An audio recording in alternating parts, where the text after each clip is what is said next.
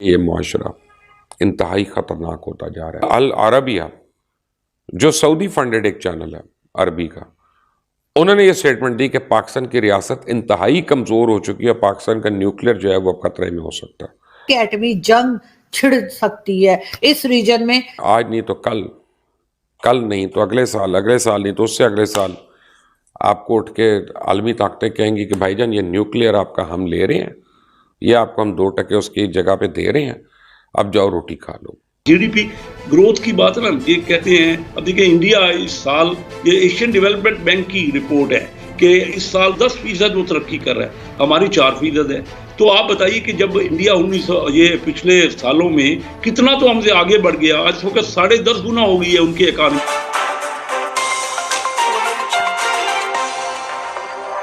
नमस्कार दोस्तों, Avon news में आपका स्वागत है।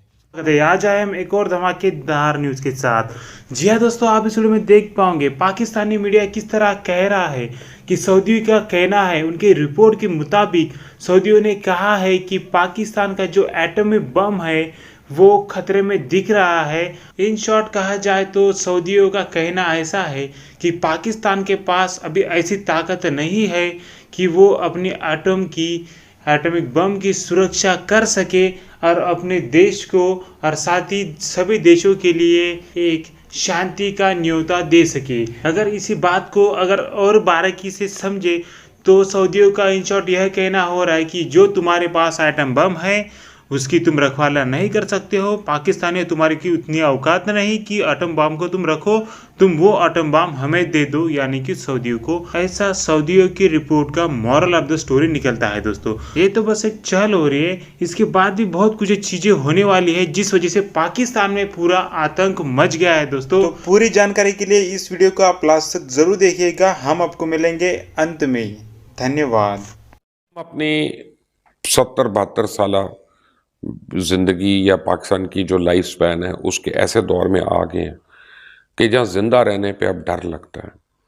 यही नहीं पता हम क्या बात कर दें, हर बात पे मुतहर्रिक होने के लिए बैठा है। कोई अकल की बात सुनना नहीं चाहता, कोई लॉजिक की बात सुनना नहीं चाहता।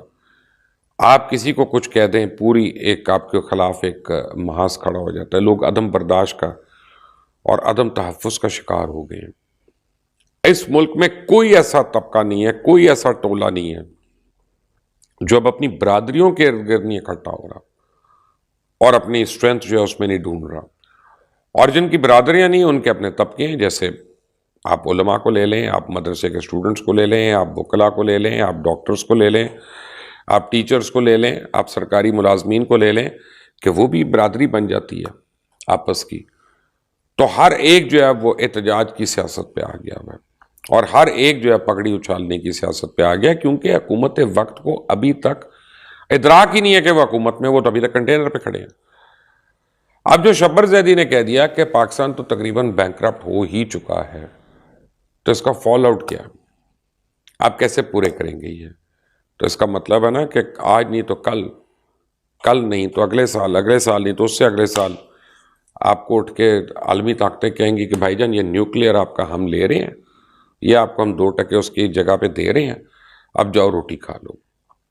24 करोड़ अवाम है इस मुल्क में और किसी के पास काम ही नहीं है करने को, किसी के पास रोजगार कमाने का मौका नहीं है। हर एक जो है वो यहाँ पे माफिया खोल के बैठा है, चाहे वो दुकानदार हो, चाहे वो साहूकार हो, चाहे वो दिहाड़ीदार हो, चाहे वो सेठ हो, चाहे वो दवाइयाँ बेचने वाला हो, चाहे सब्जी बेचने वाला हो, चाहे फ्रूट बेचने वाला हो, जिसकी जहाँ पे छुरी चलती है वो चला रहा है। हम सारे उसका हिस्सा हैं और इसलिए ये मुआशरा इंतहाई ख़तरनाक होता जा रहा है। यहाँ पे बात करना, यहाँ पे तज्जिया देना, यहाँ पे एनालिसिस देना, यहाँ पे राय देना खतरे से खाली नहीं। आपको नहीं पता कि किसी का रिएक्शन गोली की सूरत में आता है, किसी और सूरत में आता है। क्यों? बर्दाश्त ही नहीं अब लोगों में और लोग सुनना ही नहीं चाहते। कल अल अरबिया जो सऊदी फंडेड एक चैनल है अरबी का, उन्होंने ये स्टेटमेंट दी कि पाकिस्तान की रियासत इंतहाई कमज़ोर हो चुकी है, पाकिस्तान का न्यूक्लियर जो है वो खतरे में हो सकता है।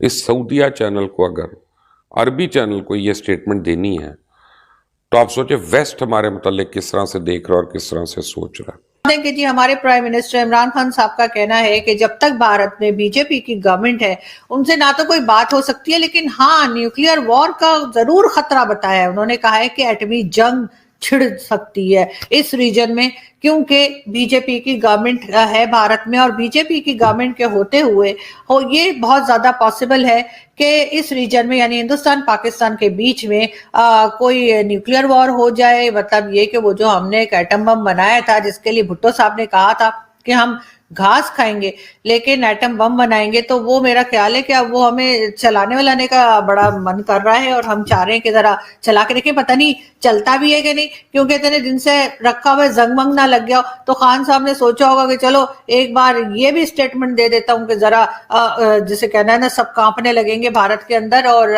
लेकिन समझ नहीं आती कि किस किस्म के लोग हैं, किस किस्म की स्टेटमेंट्स देते हैं बगैर सोचे, इतनी इनसेंसिटिव स्टेटमेंट कि जी भारत में जो गवर्नमेंट है उसके होते हुए बहुत पॉसिबिलिटीज हैं कि जी यहाँ से भारत के साथ पाकिस्तान और भारत की जो है वो एटम बम चलाने की कोई, जैसे कहते हैं ना कि ख्वाहिश हो रही है, कोई इच्छा हो रही है, कोई खान साहब को बड़ा शौक चल रहा है कि कभी एटम बम चलते हुए नहीं देखा, तो एक बार चला के देखते हैं कैसे चलता है। तो खान साहब मसला आपका नहीं है, मसला असल में वो जो आप लेते हैं ना वो मुझे लगता है ज्यादा हो गई है। खबर की बात कर रही हूँ मैं, कुछ और नहीं कह रही। मुझे लगता है कि आपको शायद कुछ ज्यादा ही खबरें मिलने शुरू हो गई हैं, तो कम लिया करें ना। ये तो मैं ऐसे इसलिए कर रही हूँ कि मुझे खुद को बड़ा फ्लू हुआ है, आपको पता है ना कितनी सर्दी है। खान साहब का एक और फिक्र अंगेज इंटरव्यू गोया नशर क्या हुआ, थरथरी मच गई है ऑल ओवर द वर्ल्ड, इसलिए कि इस इंटरव्यू में भी वही सब पुराने बोरिंग इंकशाफात किए गए थे जो इससे पहले हम न सिर्फ सुन चुके हैं बल्कि हम बार बार सुनने पर मजबूर किए जाते रहे हैं। खान साहब ने इरशाद फरमाया कि अगर मुल्क का वज़ीर आज़म लुटेरा हो तो मुल्क कमज़ोर होता है।